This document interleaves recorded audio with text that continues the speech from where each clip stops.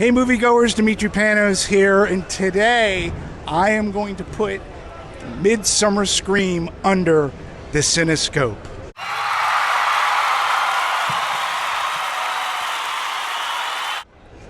So, back in Long Beach Convention Center for Midsummer Scream 2023, the biggest, greatest convention for celebrating the whole Halloween season. So, why am I here? Is it to interview celebrities like Jason Patric from The Lost Boys or Linda Blair from The Exorcist? No. I'm here to interview the heart and soul of Midsummer Scream, which are the vendors. Okay? These are the bloodlines, and this is what is the best part of Midsummer Scream. The place that I'm at now was one of the first tables that I came to upon entering Midsummer Scream, and I was just taken aback. So, without further ado, I'm going to bring the proprietor, the architect, and she literally is an architect here. Please, hey, welcome. Hello. And tell everybody who you are and what your site is. So, I'm Stefanie. I am the owner, creator of the shop called the Golden Hare. I make all types of miniatures, dioramas, teeny tiny terrors, little spooky bits, and all things in between. I like tiny terrors. That's awesome. So, what I want to know, what inspired you to go small instead of big? So I originally was a painter, illustrator, doing drawings and stuff like that, and I moved into a really tiny apartment right before COVID, and I said, I don't have room to paint, so I need to downsize my art. And I thought, well, why don't I try miniatures? I love tiny things, so I just went for it. My first thing that I made was hot trash, but hey, it was a learning experience. Did you really make hot trash? Well, it was hot glue, so technically at one point it was hot. Anyways, one thing led to another, and now I am surrounded by miniatures, and I love it. Well, it's amazing. What I found most amazing is, when I first came here, I'm a Halloween fan, and I gravitated to the Michael Myers house. And the detail is stunning on it. Could you share the story that you shared with me? Because I want people to know the work and detail you put into everything, into this. And so please, how long did it take? Tell us about the detail.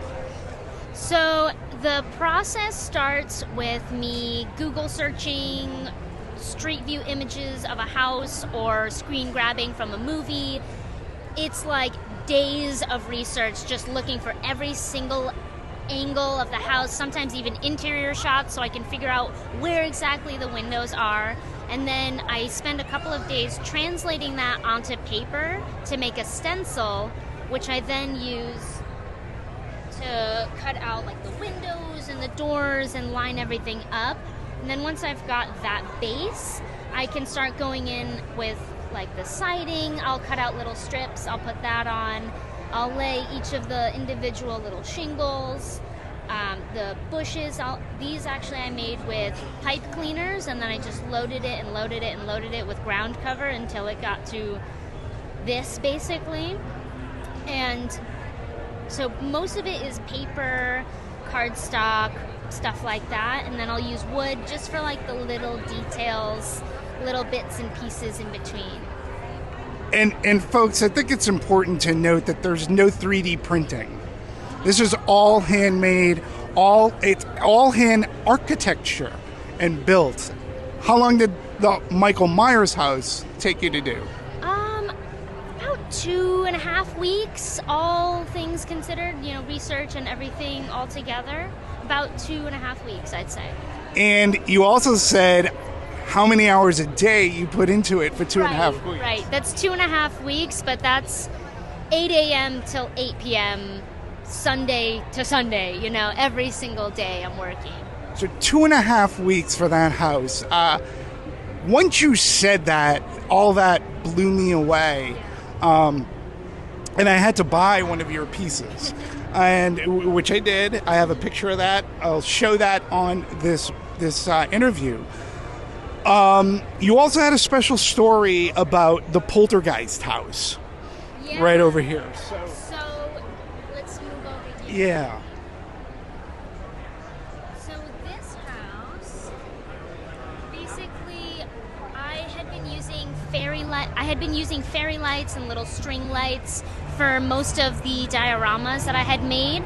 This one was the first one where I actually learned how to wire in an actual teeny tiny LED with a battery pack and a little light switch.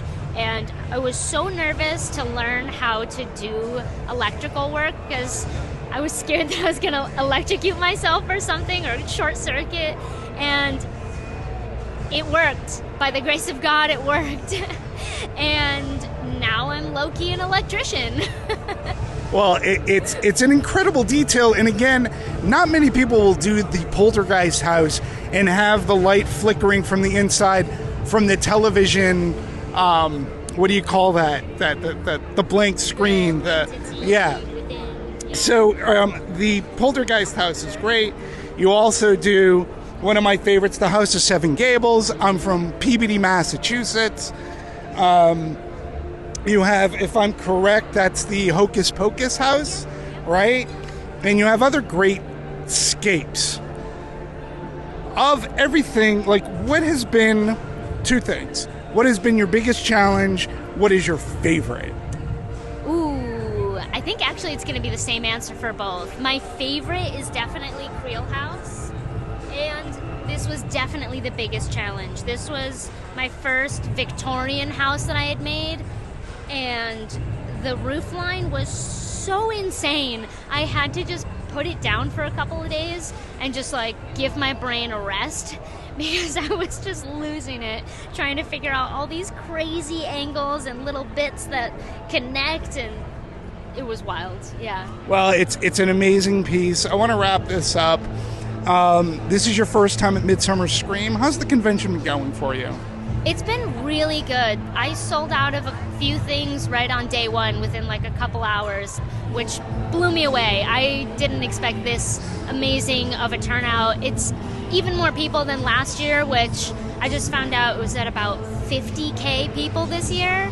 So honestly, I'm blown away by the response. Well, I think it's amazing. Since you work, and this is a Halloweenish convention celebrating the season of Halloween, which I think we all obviously love, right? Yes. So I have to ask, what's your favorite horror movie? House of a Thousand Corpses. Oh my, I worked on that movie. Did you really? I did. I was at Lionsgate when we released it. I'll bore you with the stories after this, because this is about here. Where's that house? That was. Is this house here? That was one of the first ones that I sold, yeah. But I'm planning to make more after Midsummer. Awesome. I have to say, thank you so much for your time. Oh, where can people find you to purchase your things? This won't air until after Midsummer Scream, so how can people get in touch with you? And folks, seriously, I have one of her pieces.